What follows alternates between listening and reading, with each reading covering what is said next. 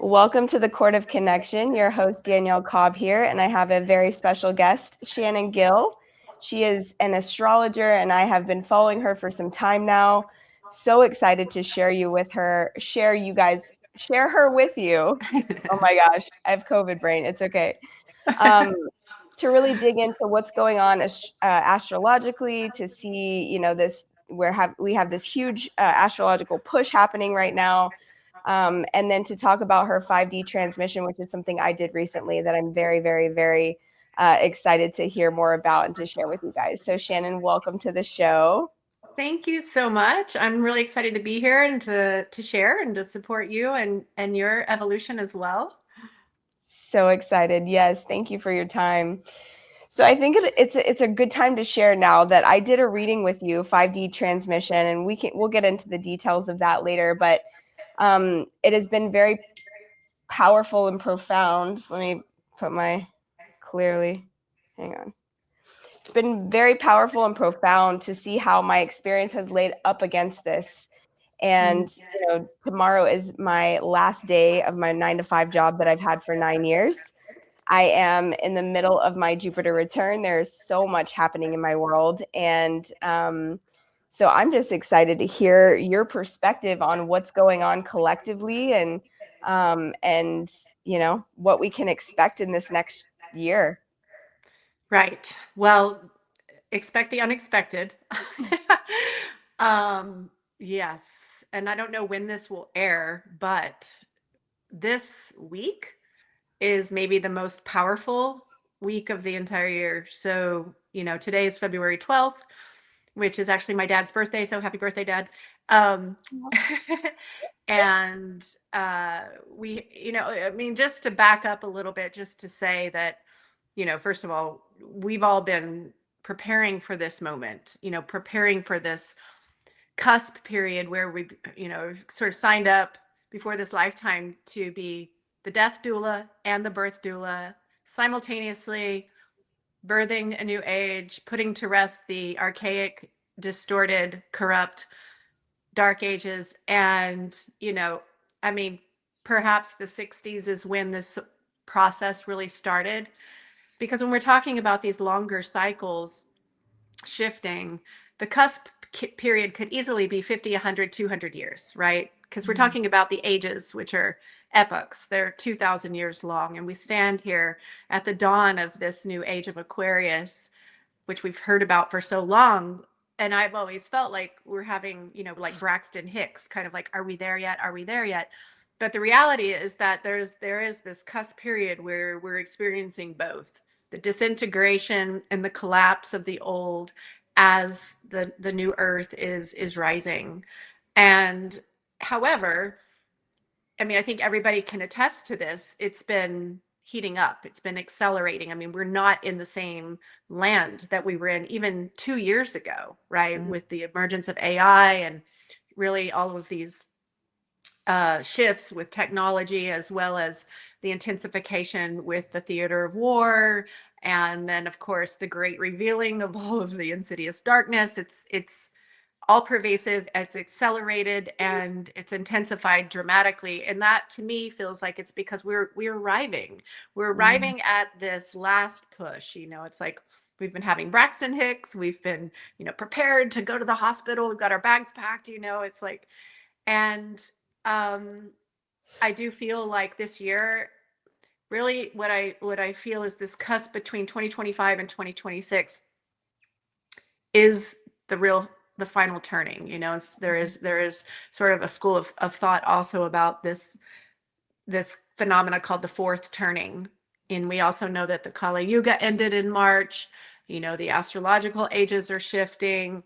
We went from a 9-year in 2025 to a 1-year in 2026.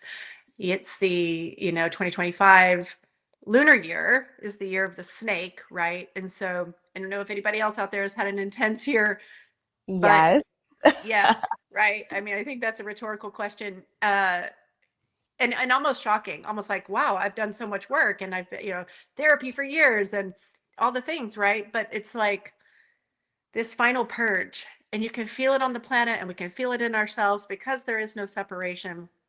before we enter the year of the fire horse, which starts February 17th, right? So that's like 5 days from now. Mm, Um, and so we've all been in this necessary cauldron of burning off all that can't make it through the eye of the needle.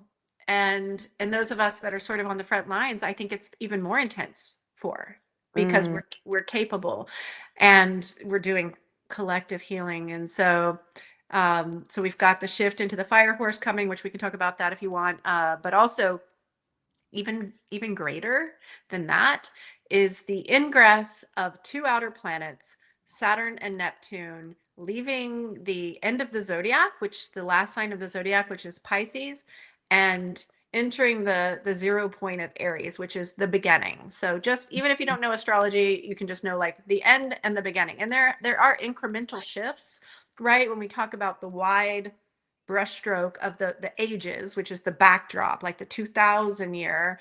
And then 2020 was a big one where the towers came down.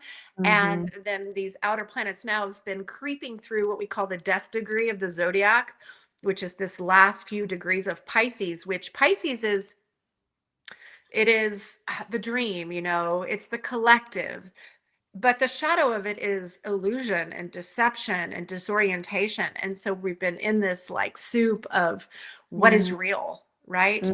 mhm. As we're watching everything fall and everything's being revealed in the time of the great revealing, right? This is the prophesized time of the apocalypse, the revelations. We can't heal what we don't see, right? It's Right. not that this has gotten so dark, it's just that it's being uncovered. The curtains are Mm, now open.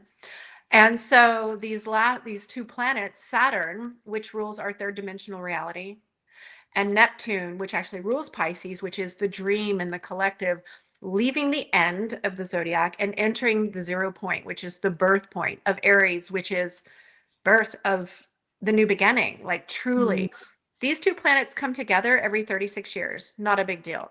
They haven't come together at the 0 point of Aries in 6,000 years. Wow. 6,000 years. Wow. And that's this week. That's this week. Wow. Yeah. You know what was happening 6,000 years ago?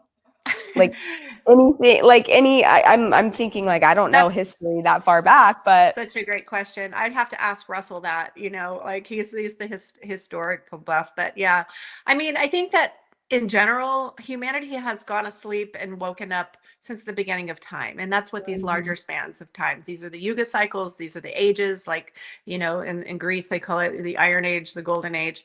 And so, and basically, when we say go to sleep, it's consciousness, mhm, right? We rise in consciousness through some of the great civilizations, and Egypt is one, and then the fall. And we've been in this underworld as a collective, and we're now just starting to emerge. I mean, when we think about the length of time we're talking about, which these ages are the collective consciousness or the paradigm for that period, they're 2000 plus years long. So we really have to understand that we're in a long game. Like mhm, this lifetime, we can see ourselves as farmers planting seeds for the future. mm, And and quite honestly, when just to go circle back to your question about 2026, we're really planting the seeds for this whole new massive accelerated shift. mm, And it's going to be this bifurcation of the disintegration and the falling of the old empires. And then we have a lot of work to do, to mhm. reconstruct every system of our world, because they're all tied into the same toxic roots. And it's happening. And it's Yeah. happening. And the good news is, we're not just straddling the ages, but we're straddling the dimensional states. And as an evolutionary astrologer, my focus is the evolution of consciousness. So the third dimension is what's, dissolving. Mhm, um, and the higher dimensional states, fourth and fifth dimension, is where we are arriving and have greater access to, which is mm, all based in frequency and vibration, which And so when mhm, we're able to attune to, not just attain, but maintain these higher frequency states, we're exempt from the chaos to some degree. And we open up a gate of our true essential nature, which is our God fractal, our God self, Mhm. where things just flow. This is the everyday magic, the serendipity, the synchronicities. It's like you're at the right place at the right time. There's unlimited abundance, support, creativity, joy. And so this really is these simultaneous universes coexisting at the Mhm. same time. So in some ways it's easy, or it's simple, not easy. I feel like what our greatest challenge is right now is to constellate in those higher dimensions as much as we Mm. can. Yeah, yeah. For those who don't know astrology well, can you tell us what the biggest difference between describe what the age of Pisces is and what the age of Aries is, what we're moving into? Yes, absolutely. So we're leaving the age of Pisces and entering the age of Aquarius. But Aquarius. but this in and I know you know that, but the Aries point is the Saturn Neptune are entering Aries, right? Yes, got Yeah. So good question. So Cliff Notes is, astrology is a code. It's the language of light. So you can look at the symbols to get the downloads, right? And so Pisces in simplicity is the age, well, it's the glyph of the two fish that are swimming in opposite directions. it. So it's an age of duality Mm-hmm. with an illusion, which is also a shadow of Pisces, illusion of a separation between matter and spirit. That's just a simple Mm-hmm. way I always like to frame this, where man's down here, God's somewhere nebulous out there. It was an age of faith Mm-hmm. where we believed in something greater than us outside of ourselves. So the Mm-hmm. program was that God is outside of us and we needed an intermediary. We were programmed, we were powerless um, to control us, Mm-hmm. basically, a hierarchical paradigm. Right. And so if we think we're separate and we're powerless, then we're more apt to give over our power and control to the systems, the government, the church, the doctors, the nighttime news, bystanders to reality, not engaged, not in contact with the truth. So that's Mm-hmm. what's ending the 2,000-year age of corruption and deception and illusion. Because if you look at the ancient glyph, the ancient text, the two fish were connected by a golden cord. They were never separate. This was just the illusion in the program. So the Aquarian age is the return of the Purusha, which is a Vedic term for one mind consciousness. I like to Mm-hmm. call it organismic consciousness, where we remember we're actually all one organism. It is about the integration of duality, the unification, which creates a syzygy. This is why I do a lot of work with sacred partnership, because if masculine and feminine, and I'm not talking about gender, can Sure. unify, it actually creates a third energy, a toroidal field of energy, which raises the fabric vibrational field around them. And Mm-hmm. then, and this is also why relationships become the holy cauldron, all kinds of relationships, the sacred mirror, because so long as we're pointing the finger outside of ourselves, it's this country, it's that politician, it's this family member, we're still asleep in the Pisces age because there's nothing outside of us. We're all one consciousness. So Right. relationships become the accelerating force to either perpetuate the disease, the illusion of Mm-hmm. separation, or to burn through it alchemically and to see everything and everyone as a fractal reflection of yourself, which ultimately is God. So Aquarius is about us waking up to that awareness where we recognize and remember, and it's not just conceptual, that not only are we not separate, but we're actually God consciousness creating and experiencing itself as separate, Mm-hmm. waking up and remembering that. And that awakening process is very much biological. It's not dogmatic, it's not religious. Not that there's anything wrong with these languages, they're all beautiful, but we've been off track with that because those models have been part of the program to keep us enslaved, right? So we have Mm-hmm. to be able to see through that and read through that. And even the Bible is an astrological treatise if you Mm-hmm. have the eyes and ears to see it. So Mm-hmm. the biological process of awakening is very much on a DNA level, it's on a chakra level. It's truly like the return of Christ is our pineal gland opening up to receive the light, to receive and be in unified consciousness with the origin source. And so the more that we can really I think there's so much around ascension. It's also about descension, bringing Mm-hmm. that like consciousness down into the body. And Gene Keys is so awesome, like another amazing convergence of cycles that talks about in 2027 this return of the gene that was co-opted by the archons, to separate us and to take us away from our natural telepathic gifts, and all these things are coming back online. And this Mm-hmm. year of the snake was preparation that anything that is not of purity, all our old patterns, our karmas, our addictions, our attachments, our false beliefs, had to go, because this Mm-hmm. new year we're off to the races with the Chinese year of the fire horse. So um Aquarius is about us not just remembering that we're all one organism, but starting to constellate in community Mm, as an organism. Because truthfully, things are probably going to get worse on the planet before they get better. So you sure. better know your neighbors. You better Mm, know your neighbors. You better start thinking about things like that, as we're watching the economy. I won't say collapse because that's not what I'm manifesting. sure. Transform, right? Yes. So there's reality, and you don't want to go into fear. You don't, but there's wisdom in preparation, which has everything to do with us coming together. Mm-hmm. So beautiful. Thank you so much. You're welcome. Yeah, I can feel the collective. I can feel people moving towards the light. I can feel people being done with this illusionary way of living and just really waking up on a collective level. It's beautiful to watch, and it's also really destabilizing, in the beginning, because everything you thought you knew is now not what you thought, right? And I know Yes. I personally went through a pretty jolting transition about 7 months ago.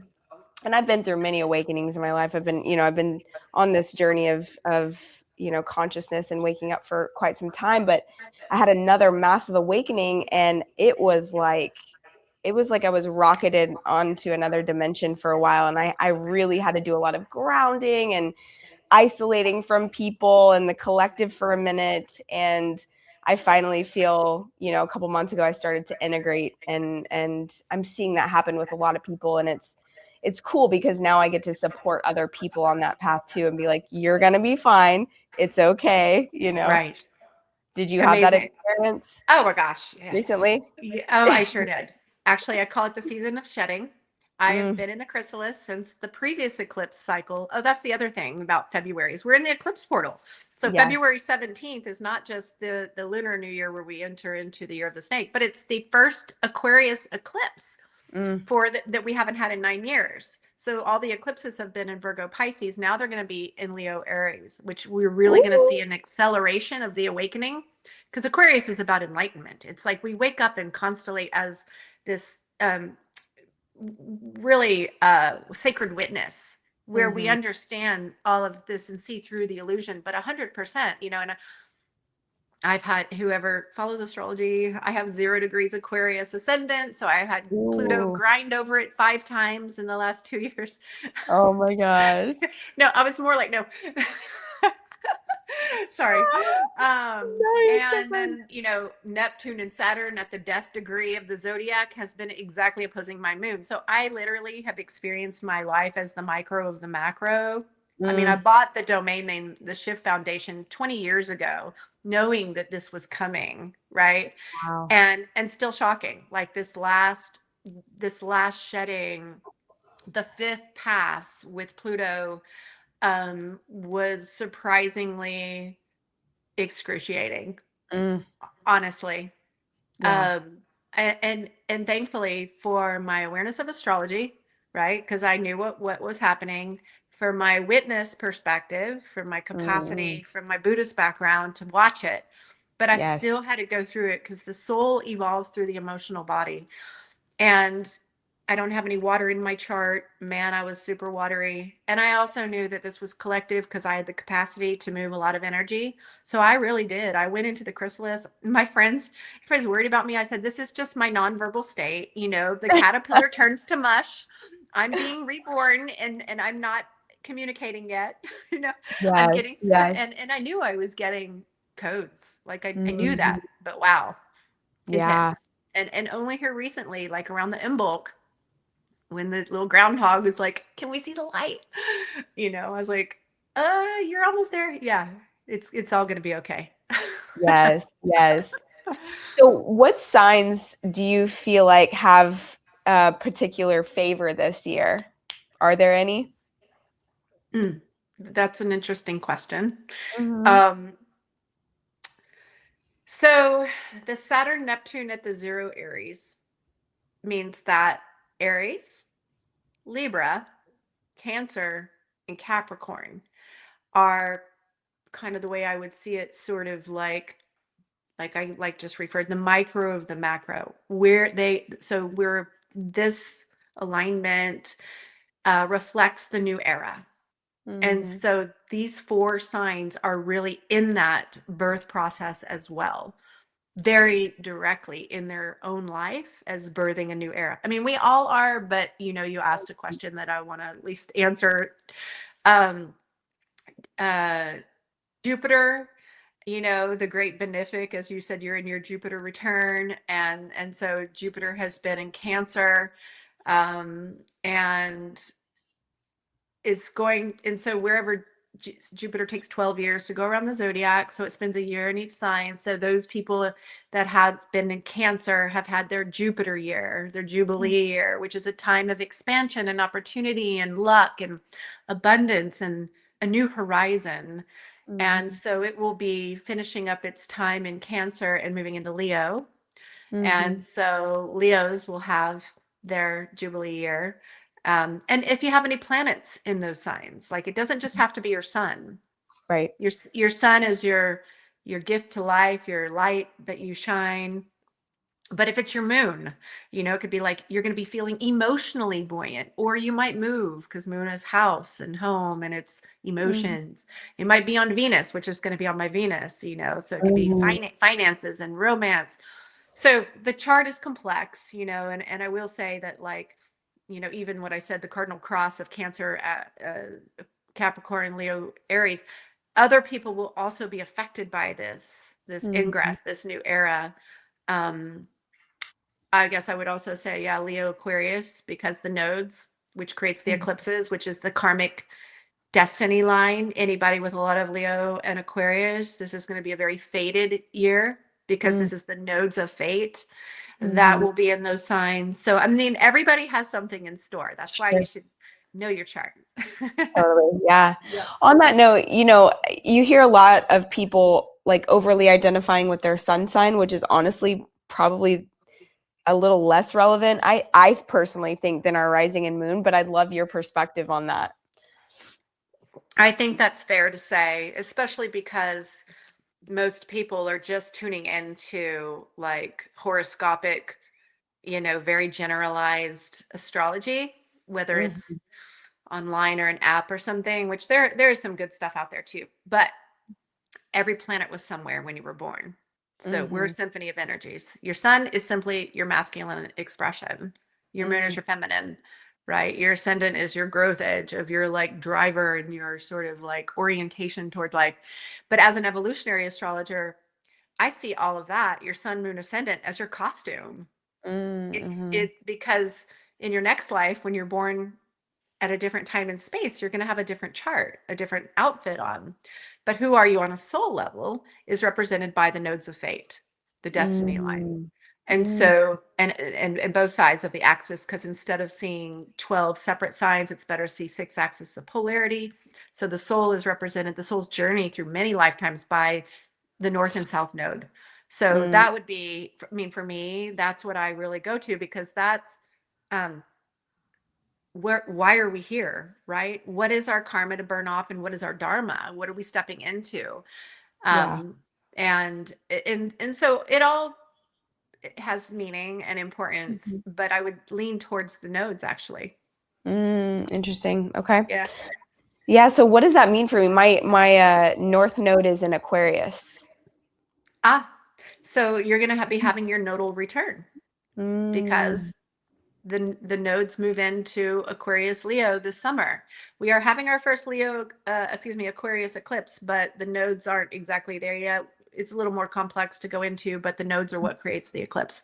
Um, so the nodes take 18 and a half years to go around the zodiac. So every 18 and a half years, you have your nodal return, which is a karmic Mm, checkpoint where you're saying, it's like your higher self saying, okay, Danielle, where are you? mhm, And your contract with yourself to balance these poles, to clean up this karma from the South Node of Leo, which could be, South Node Leo coming from fame and notoriety and influence, and, it could even be like royalty. And so there's some kind of way you've come in with a lot of light and a lot mhm, of capacity for leadership, and not getting caught in, I mean, I always laugh, and I know I shared this with you in your reading, I'm sure, because yeah, I tell everybody this with the South Node in Leo. My son's a Leo, my dad's a Leo. The sun is, every sign is ruled by a planet, okay, and the sun rules Leo, and mhm, so you're bringing the light, like you mhm, are the emanation if you're a South Node Leo. But the shadow, which is sometimes the karma of the past lives, is, all the planets constellating around the sun, and the sun is saying, "What? You don't know who I am? I'm like the center of yeah, your like universe." So there's some kind yes, of like a humbling experience sometimes, and then you realize that you're here to take all of that fire and all of that light and charge forward to utilize it for the evolution of humanity, which is the Aquarius North Node, the mhm, evolution, the ascension process. So you balance out your light and your gifts and your power and influence, and you funnel it for the collective.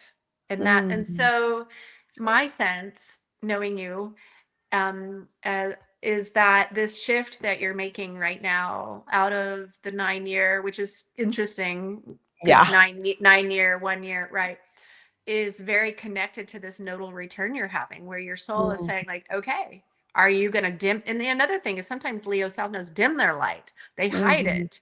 And I know with Scorpio moons, sometimes you're just like, whoop, nope, not safe, yep, you know. yep, mhm, uh, and so I feel like this year, and it may be that the actual nodal return won't happen till the end of the year or even next year for you. Would have to look at the degrees. Something really significant and fated is going to come through, which mhm, I feel like you already can sense that because you're already well on your way. yeah, yeah. Yeah.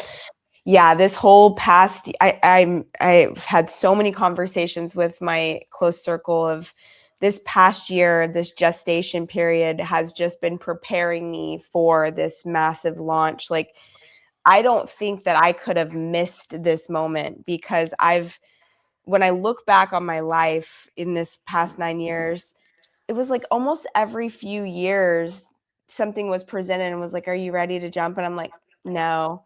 And this past year I knew that this year was the year I was going to leave. I don't know what it was. I just felt it in my body, and it was almost like whether you want to or not, you're going. Yes. And the beautiful, like, adventurous part of this whole experience is that I don't have it figured out.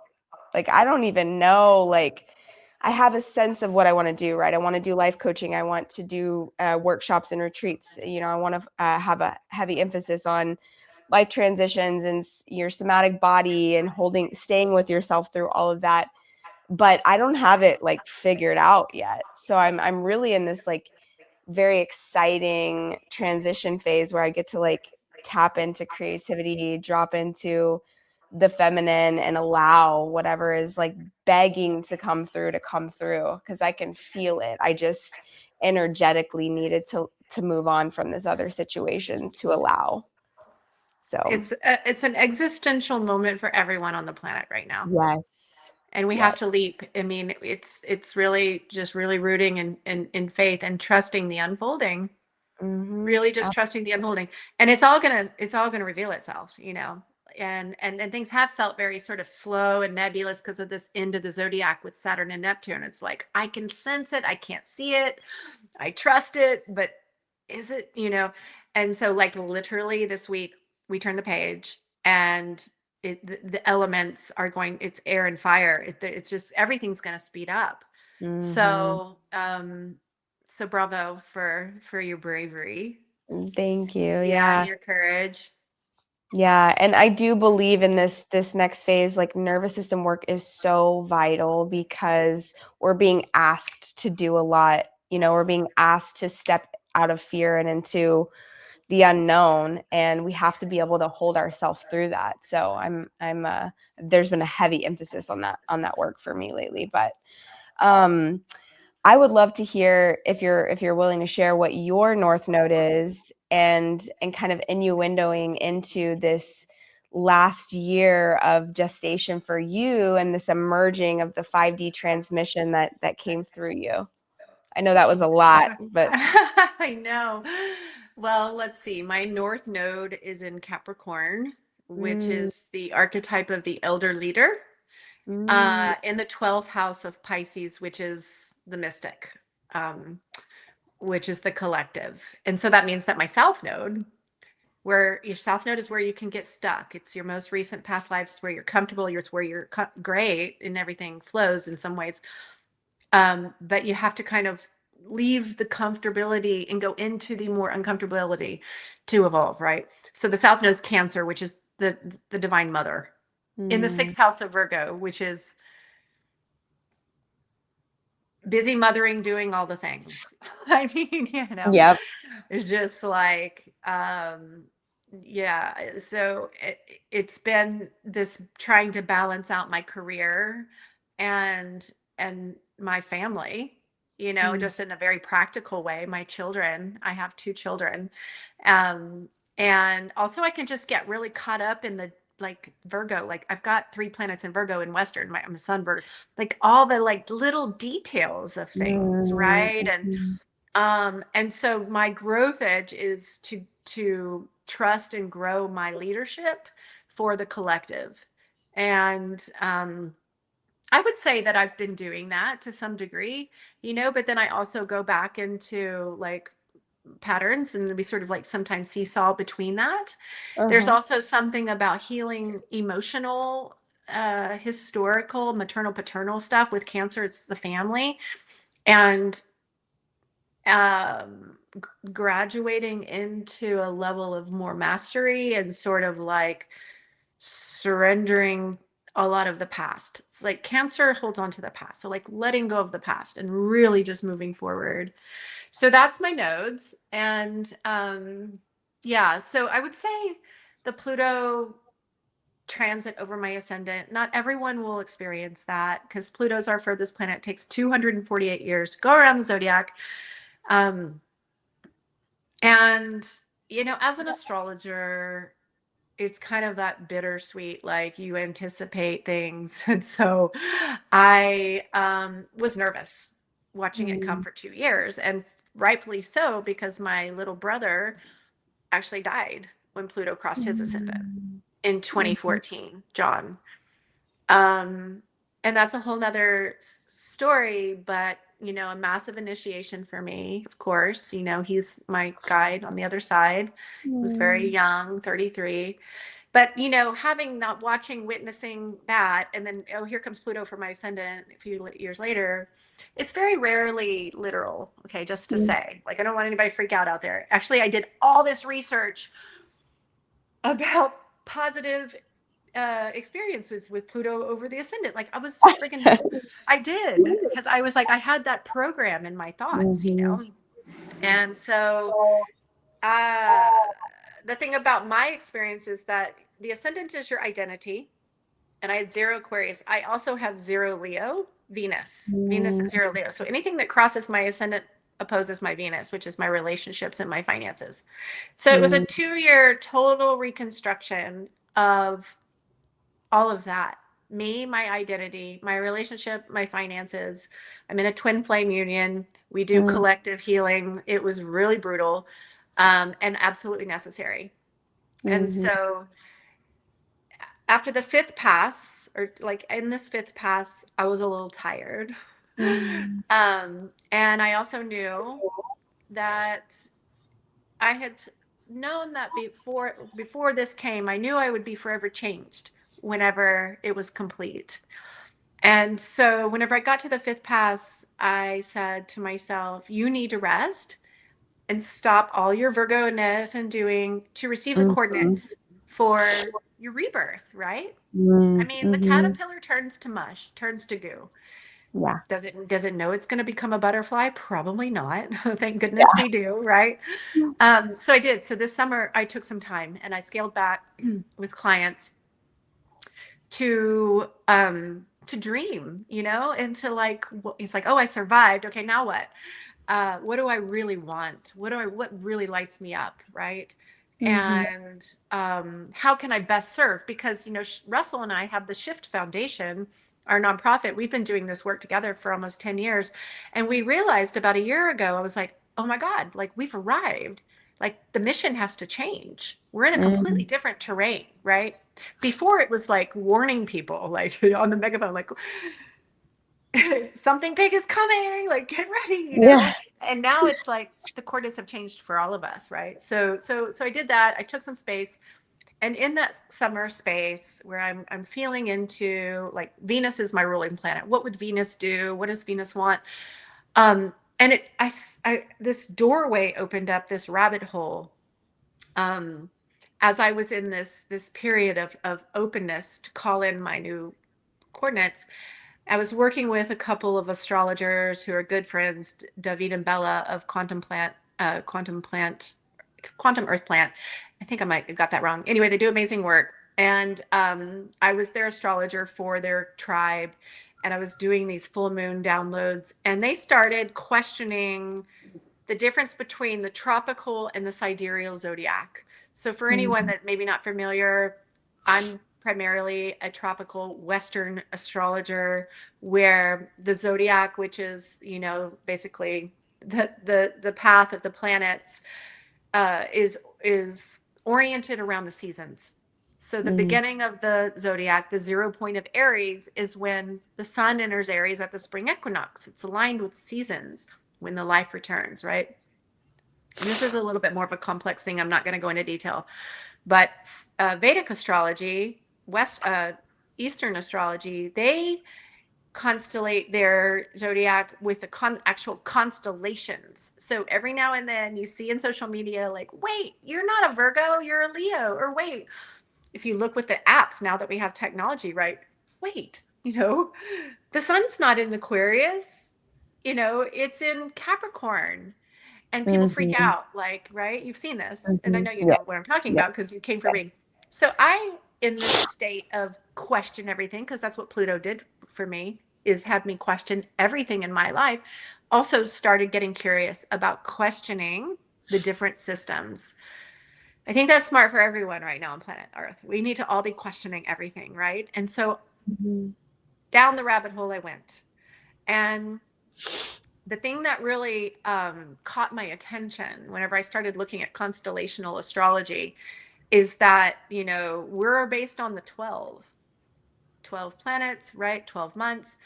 And Mm-hmm. then we came across the fact that there's not 12, there's 13. Mm-hmm. There's a 13th constellation named Ophiuchus. And there's an emerging school of astrology that is called 13 constellational astrology, which uses the constellations but includes the 13th. Um, the 13th constellation Ophiuchus is the serpent bear. It's the most powerful of all of them, and it's literally been written out of the zeitgeist. If you go to the king's chamber in Egypt, the zodiac is there, all 13, except Ophiuchus is blacked out. If you look at ancient texts, Ophiuchus is either there or it's been crossed out. And basically, Ophiuchus is what we're terming the ascension ladder. It sits between Scorpio and Sagittarius. And Scorpio's the stinger, like Scorpio is the wound, right? Mm-hmm. And Sagittarius is the higher consciousness that comes after the descent. But the one that actually assists us in the alchemical process of evolving out of the wound is Ophiuchus. It's the Mm-hmm. serpent bearer. It is the shaman. It is the alchemist. It's the one that slays the snake and uses the venom as medicine. It's the Kundalini. So it's the symbol of the weaving together of the Ida and the Pingala, which is our escape hatch out of amnesia, out of the Pisces age. It's literally in our body. It's even a symbol for Western medicine, the caduceus, you know, the staff, Mhm. it's the two snakes kissing at the pineal gland, which is Mhm. the awakening point in the system. And so I just went, and then I started putting, I've always known about the, you know, the projection of negativity and evil onto 13, Friday the 13th, Right. right? And why do we have 13 months? Excuse me, 13 moons, 12 months. So I went down a deep dive of research, and I took my community with me and created a blog series called Question Everything. And I Mhm. started trying on my chart in the 13th constellational zodiac system and was mind blown Mm. and was getting direct information from the quantum field. So you know whenever something is right because it's the synchronicities abound. You Mhm. it's and so I just started going deeper, deeper, deeper, and basically cultivated what I'm calling this new system of working with both charts. I'll never say this one's wrong and this one's right because Mhm. I don't see anything like that. I see anytime we're thinking one is right and one is wrong, we're in duality, we're in the Mm. Pisces age. I Mhm. mean, astrology essentially is a construct of the mind anyway, trying to define the undefinable, right? Mhm. Created by Mhm. man. And so, and ultimately we are all of the archetypes, we are the universe. But Mhm. our map is our guidepost. It's nice to have some coordinates to work with. So my system is what I'm calling 5D new earth readings, where we look at your Western chart that you've always known Mhm. as very applicable and relative to your experience in the matrix, in the third Mhm. dimension, which has been essentially about burning off your karma and your awakening process. Now, we all know that we're in a completely different vibrational state on the planet right now, or at least we have access to that, these 5D energies. And as an evolutionary astrologer, my focus is evolution of consciousness. Why wouldn't we not have a different costume in the new earth? Why would we not Mhm. have new coordinates, right? So I'm giving these readings where we're looking at where you're coming from and where you're going. Mhm. And it has been pretty just mind blowing for people. I've given 30, 35 readings now. It's not like Mhm. trying on a pair of shoes that doesn't fit. It's more like, wow, I've always felt that. Or wow, this is a part of me that I have been scared to express. So it's giving Mhm. people permission to lean into a different dimension of themselves. And we are evolving dimensionally into our multidimensionality. Yeah. So, Yeah. so thank you for the opportunity to share about this. This is the first time I've talked about it on air. Yes. Yes. I feel like I was one of the first people to sign up Yeah, I to think have you the were. reading. Have you met doing you know, the 30 to 35, have you met any people who have I'm going to say it wrong, Ophiuchus? Is that how you say Ophiuchus. it? Uh-huh. Yes. Ophiuchus Yes. as like strong Oh placements? yeah. Oh yeah. And actually this week I had a woman that was sun and moon in Ophiuchus. And this is what I'm talking about, the synchronicities. I get her registration form, I read her questions, and she was saying, I feel inspired to become a death doula.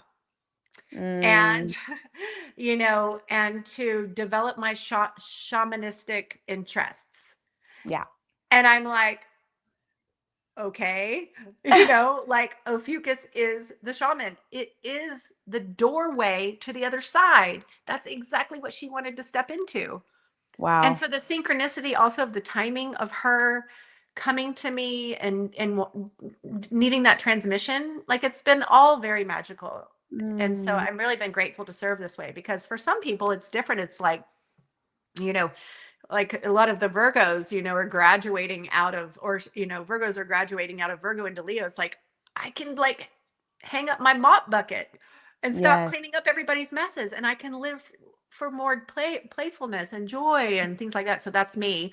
And then a lot of people that were Scorpio, are now Virgo and they're like done with the heavy lifting, done with the dark shadow work. Now I get to worry about the holy temple and the ascension process through the body. And I think that's Mm. you, right? With your moon and Scorpio Mine actually went from Scorpio moon to Libra moon. Is that to possible? Libra. Yes, Mhm. yes, which is more balance and grace and Yes. harmony. Yes. and out of the, the underworld. Oh, Um, yeah. I remember yes. crying when I did the reading with you because I was just like, I could feel the ending of the fight, coming, Yeah. but it was just like such confirmation where it's like, oh, this back half of my life gets to look like not a continual, going into the shadows and then emerging, going into the shadows and then emerging, Hallelujah, kind of like huh? asking, Right. Right. Yeah. Yeah. Yeah. That's amazing. Yeah, I had such a profound experience with that reading. And Mm, one of the things that you mentioned too is that I'm a Leo sun, Leo rising. My rising didn't change, but my sun sign changed to Cancer.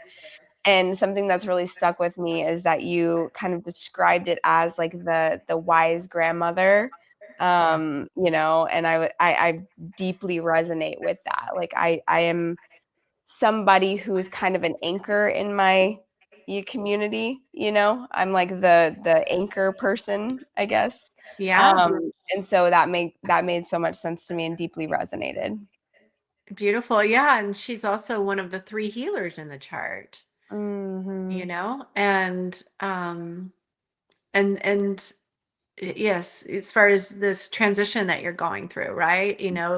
Really attuning more to your internal knowing, your intuition, and your empathy, and also working with women, right? Working with that divine feminine principle. And you don't lose Leo completely. So you still have that leadership and that emanation and creativity. And that's the Hmm. thing that's been interesting about these readings, is that it's very rare that someone completely loses an archetype. Usually they're just shifting positions and shifting orientations and like dosages. Yeah. Yeah. Yeah. Somebody pointed out recently that I think it's called a mystical rectangle in my chart. Mm-hmm. What I'm so curious. I wanted to ask you this question and see what your perspective is on that. Yeah, just it's grace and flow and Mm-hmm. sort of angelic or mystical support with the 4 points in the chart. So, we could talk about in more detail later, but just whatever those planets and those signs are, they're working together in this really higher vibrational manner, which can just Mm-hmm. equate as far as, flow and doors opening and higher dimensional support for Mm-hmm. you coming in Yeah. and whatever the areas and whatever houses they fall. Beautiful. Beautiful. Yeah. I definitely feel divinely supported 100%. I mean, we all are, but I feel an extra level of just support and favor, really. So, Amazing. And I know yeah, you've worked hard for it. that's right. That's right. Yeah. Yeah, so how did you even get into astrology? I mean, you don't just stumble on to that, It is it's Yeah. it's a beautiful niche. Uh I, I feel like I became sort of a seeker at a very young age based on just my own very scorpionic up childhood. 5 planets in the eighth house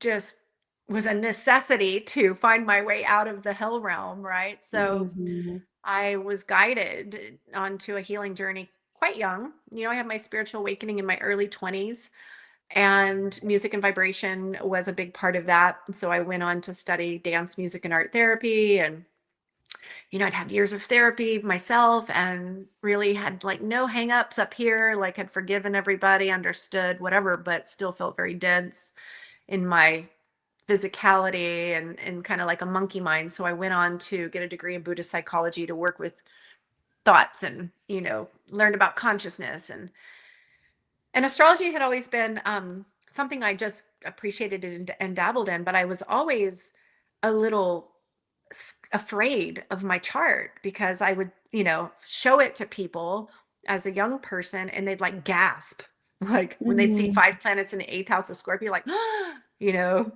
and so Mhm. it kind of made me fear my life because that Scorpio archetype, as you know, is Mhm. death and intensity and in my case betrayal and loss, and it's also power and alchemy and sexuality. It's a lot of powerful things, beautiful things. So I actually didn't have my very first professional astrology reading until I was already a therapist on my 30th birthday. Oh, wow. And that day I knew that I was to be an astrologer because he looked at my chart and he was like, wow, you are so powerful. Instead of Mm, like, wow, you're so screwed, you know, like, yeah. so he recontextualized for me Mm, uh, the very thing that I had always sort of confounded me and worried me, and mhm, just said, you know, you're going to be an agent of alchemy for so many people. mm, And so he became my teacher, and I entered into his school, the Archetypal Academy, where I also became a Jungian counselor. So I do like dream work and things as well. And because I knew that day, you know, it's astrology is such an accelerated doorway into the soul. So if you're doing therapeutic work, which I know that you want to do, mhm, even just having like basic understanding of astrology can accelerate the process so much, because in a mm, therapeutic relationship you're having to wait for what are they going to reveal, getting to know each other, creating rapport, you know. Some things may be repressed, they may not even remember, right? But the mhm, chart shows everything. mhm. Yeah, So that was definitely. it, and I've never looked back, and I have a full-time practice now, and I teach, and so. Yes. Oh, and we're so grateful for you. You are amazing. No, thank you. Yeah. Thank you. So how do you think, have you seen people use astrology as kind of a bypass, or how do we navigate that, right? Where it's like, it's not, yes, the chart is speaking to us, but how do we kind of use being present in life and not bypassing based on information from our chart? Such a great question. You're a Mhm. great interviewer. Um, I just had to chuckle because two astrologers in a intimate relationship is hilarious. Because, Mm, you know, he'll will be like, I checked your chart. You have Mars moon today, you know, like, or I'm gonna go check your chart, you know. So and I we even actually had a counselor one time say that you guys are really leaning on that a little too much. Um, but I think it's important because you can't just be like, well, I'm being an asshole because, you know, I have a Mars Uranus square today, and that's just the energies. I mean, the ultimate, you know, the ancients would say the ultimate is that we transcend our chart. Everybody mm, has difficult aspects in their chart. And I think that that's part of our shift into the Pisces, excuse me, out of the Pisces into the Aquarian age, is we become more of a witness mhm, to the ever changing fluctuations of the waves of life, of emotion, or the influx of even intentional disturbance in our field, which we know is also part of this battle. Um, mhm, and so it's not just like laying down and being like, well, this is the way it is. It's like, well, no, you work with it alchemically, mhm, and you utilize it as a guidepost to understand the frequencies you're dancing with, but not to justify your bad behavior, right, you know. right. Um, but I will say sometimes it's just nice to be like, okay, I feel like crap right now. Yes. And you know, in 2.5 weeks, it's going to be done. Like, it gives us Mhm, perspective with timing. Because yes. if you were sometimes, like, if you're in a Pluto transit and you're like, oh my God, I'm dying. If you didn't know that that was had an expiration date, that could be maddening. Oh my God, Yeah. what's wrong with me? What is wrong with me? I thought I healed all this. What is Mhm, this? Right? I need to go mhm. loony bin, you know? Yes, yes, Yeah. So, yeah. Thank you for clarifying that. I have certainly utilized transits and things that are going on astrologically as a way to kind of be like, okay, like it's okay. It's okay that you're feeling that way, right? But not so much as like the reason for, right? It's just like, mhm. oh, okay, that makes sense, right? That might be a little bit heavier, or you might be Yeah, feeling a because little bit down. I mean, the planets are, you know, we're in a corresponding relationship. They're not doing something to us. We're in Right, a dance with them. right. So there's a reflective dimension. So it can help us to understand what we're dancing with, you know, and then Mhm, become what we're here to become is the active awakened dreamers, mhm. right? Yeah, To utilize, like the ancients did, to yeah. utilize these codes to work with them intentionally and alchemically.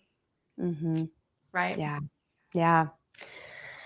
Shannon, how can we find you for people who are listening and interested in getting a reading from you or just interested in following you in general, which by the way, I've followed your email blogs for so long and I find them so valuable. So tell us Oh, thank you. how you can be found. Well, if you're local, just in case you are, I'm outside of Austin, Texas, in Wimberley, so I always love people to come for visits. And then I'd say 90% of my clients are Zoom, so my website is shannonleegill.com, and it's Lei Gill, Gill. So yeah, you can just go to my website and check out all my offerings there.